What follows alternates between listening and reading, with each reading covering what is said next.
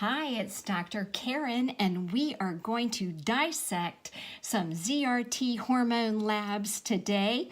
And I'm going to say that this is from SS without giving her name away. So she sent me her labs and said, I'd like to be a lab donor and help other women understand how to read their labs. Now, SS, I am so glad that you chose to do this because I had to call ZRT and tell them that they put the wrong reference range on your lab result, and they are correcting it and sending you a new copy. Okay, so I will get to that in just a moment, but let's take a look at SS's labs. Okay, so over here is the different hormones that were tested, and as you can see, SS tested in 2011, 2012, and I imagine when she met me, she decided to test again, and this was current, and let's see, I don't exactly have a date, but we know it's fairly recent. Okay, so postmenopausal, and down here we can see what she's using. Okay, so it was done sometime in February.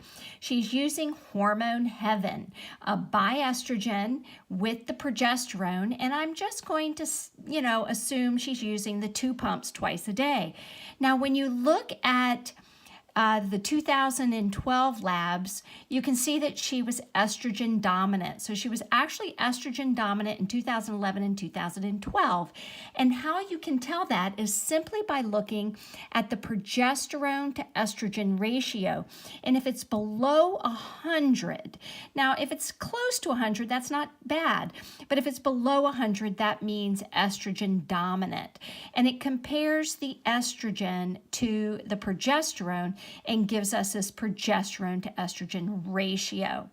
Now, she started using Hormone Heaven, and now we've got some new labs to take a look at and look at these reference ranges, which I want to make sure that everyone understands, because if this happens to you, then I would want to know about it, because I will personally have my staff call ZRT and let them know that they made a mistake on your reference ranges. I have seen this happen with CRT before, and I've had to call before.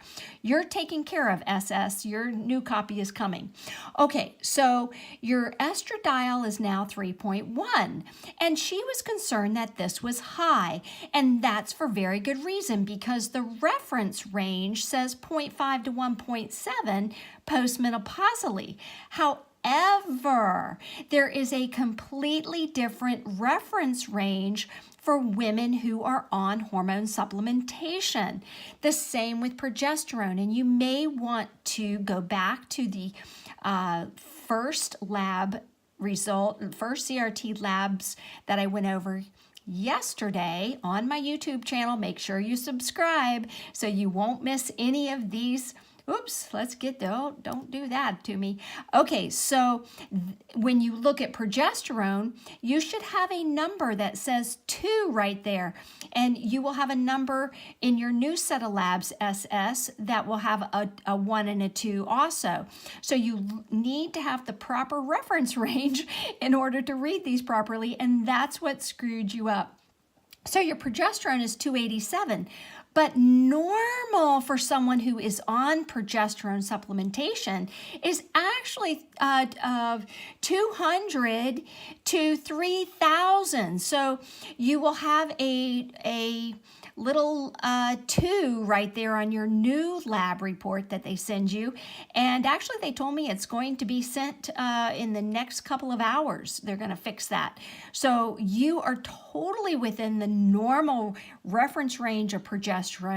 And here's what's even more important. They can't screw that up.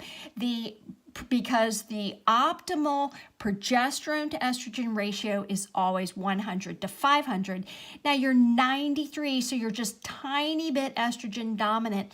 So you are right there at one of those people that could actually use just a tiny little bit more progesterone than what you're currently using.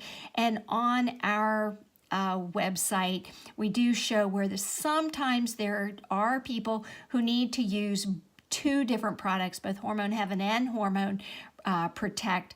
But you know what, SS, I'm going to say 93, this is not something to be concerned about. I would say 93 is still very, very good. It's a very close to optimal range. I would not go through spending the money and the extra. It would be one pump once a day to get that above 100.